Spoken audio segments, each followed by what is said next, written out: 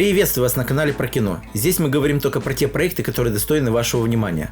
В прошлом ролике я рассказал о сериальных новинках, премьеры которых состоялись в марте этого года.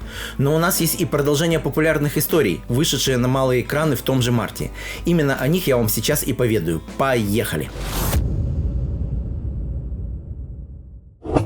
События сериала «Колесо времени» развернулись в загадочном месте, куда прибыли трое чужестранцев: стареющий и уставший Том Мэрилин, загадочная красавица Морейн и ее верный страж Лан. Участники мистической организации пришли к выводу, что сверхъестественные сущности охотятся за несколькими подростками. Но что могло привлечь темные силы к этим ребятам? Так начиналась эта история. «Колесо времени» – фэнтезийный сериал, разработанный для Amazon Prime Video. Основой проекта послужила одноименная серия книг Роберта Джордана и Брэндона Сандерсона. Актерскую команду возглавила обладательница премии «Золотой глобус» и «Эмми» Розамунд Пайк. Многим она запомнилась по яркой роли в фильме «Аферистка». Третий сезон сериала продолжает эпическое повествование. В этот раз главные герои отправляются в опасное путешествие, чтобы раскрыть истинную судьбу возрожденного дракона. Сериал имеет достойный рейтинг в 7,2 балла. Старт показа состоялся на Amazon Prime Video 13 марта. Проект имеет рекомендацию от нашего подписчика UserDFG.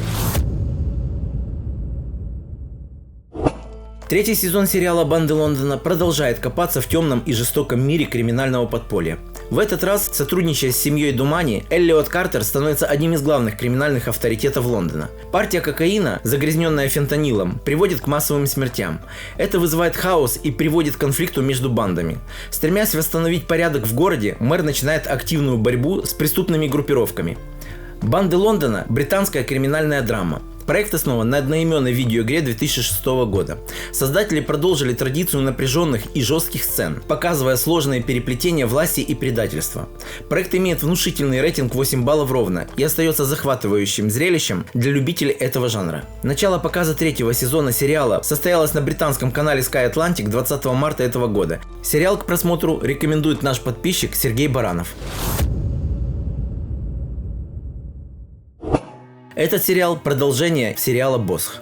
Здесь наш герой ведет расследование уже на пару со своей повзрослевшей дочуркой. В этом сезоне Босх сталкивается с расследованием убийства Курта де Квейлера. Это приводит его к раскрытию опасных тайн. В то же время Босх берется за дело о пропаже семьи Галлахер, что заставляет его столкнуться с проблемами правосудия. «Босх. Наследие» – американский полицейский процессуальный сериал. И опять-таки разработанный для Amazon.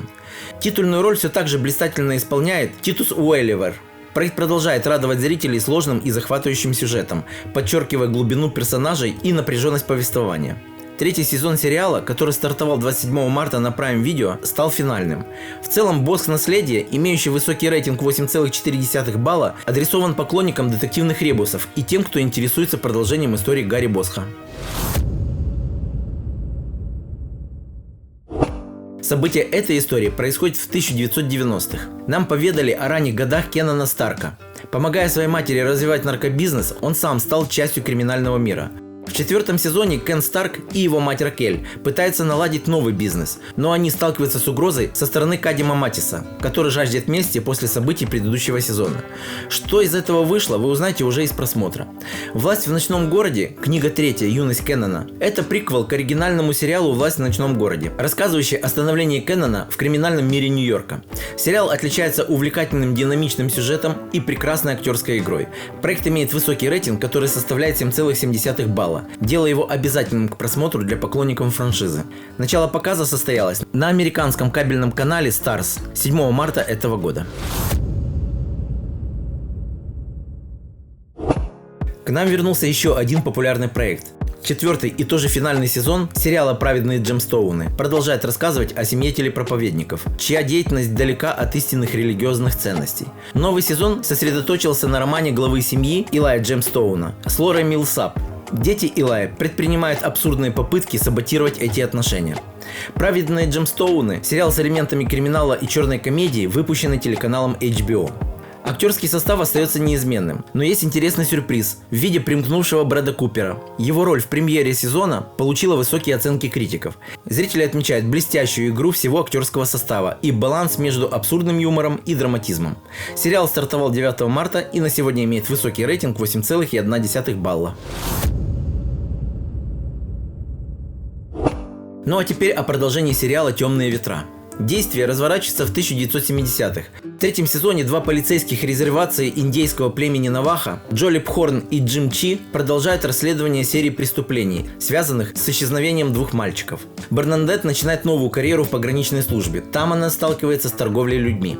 «Темные ветра» – детективный сериал, основанный на цикле романов Тони Хиллермана. Второй сезон этого проекта вошел в число 10 самых популярных кабельных драм 2023 года. А в августе 2024 года первые два сезона попали на Netflix, войдя в топ-10 общего чарта потокового вещания.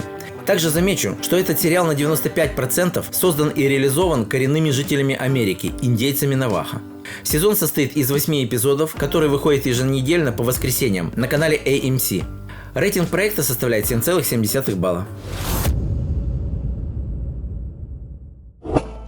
Четвертый сезон сериала «Уборщица» продолжает историю Тони Делароса. Талантливый хирург из Филиппин приехала нелегально в США ради лечения своего больного сына. Здесь она вынуждена работать уборщицей, но делом случая становится частью криминального мира. В этом сезоне главной героине выпал шанс спасти жизнь главе картеля Хорхе. Взамен женщина просит помочь ей устроиться на работу по своей медицинской специальности. «Уборщица» – криминально-драматический сериал и адаптация аргентинского телесериала «Девушка, которая убирает» 2017 года. Главную роль исполняет французская актриса камбоджийского происхождения Элоди Юнг. В ее списке такие известные фильмы, как «Девушка с татуировкой дракона», «Боги Египта» и «Телохранитель киллера».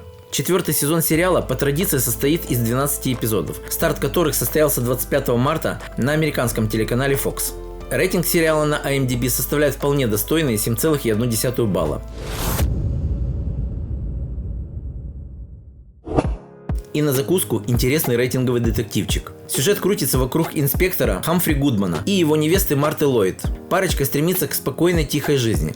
Однако они сталкиваются с серией сложных и запутанных преступлений, требующих нестандартного подхода к расследованию. «Смерть не в раю» – британский детективный сериал. Это спин-офф популярного сериала «Смерть в раю». Судя по всему, создатели не стали заморачиваться с названием и просто добавили отрицательную приставку «не». Основной актерский состав остался прежним. Крис Маршалл в роли инспектора Хамфри Гудмана, Селли Бреттон в образе Марты Ллойд, а также Зара Ахмади и Дилан Левилин. Среди плюсов проекта – легкость повествования, интригующий сюжет, колоритная атмосфера и, конечно, превосходная игра актеров. Так что если вам все это подходит, то вам сюда. Показ стартовал 28 марта 2025 года на телеканале BBC и имеет на сегодня рейтинг 7,4 балла. Ну что, друзья мои, на сегодня у меня все. Надеюсь, наша работа будет для вас полезной. И если тебе нравится то, что мы делаем, ты можешь выразить благодарность донатами. Для этого есть заветная кнопочка в описании ролика. И не забудь оставить свое мнение в комментарии. Всем пока-пока, услышимся!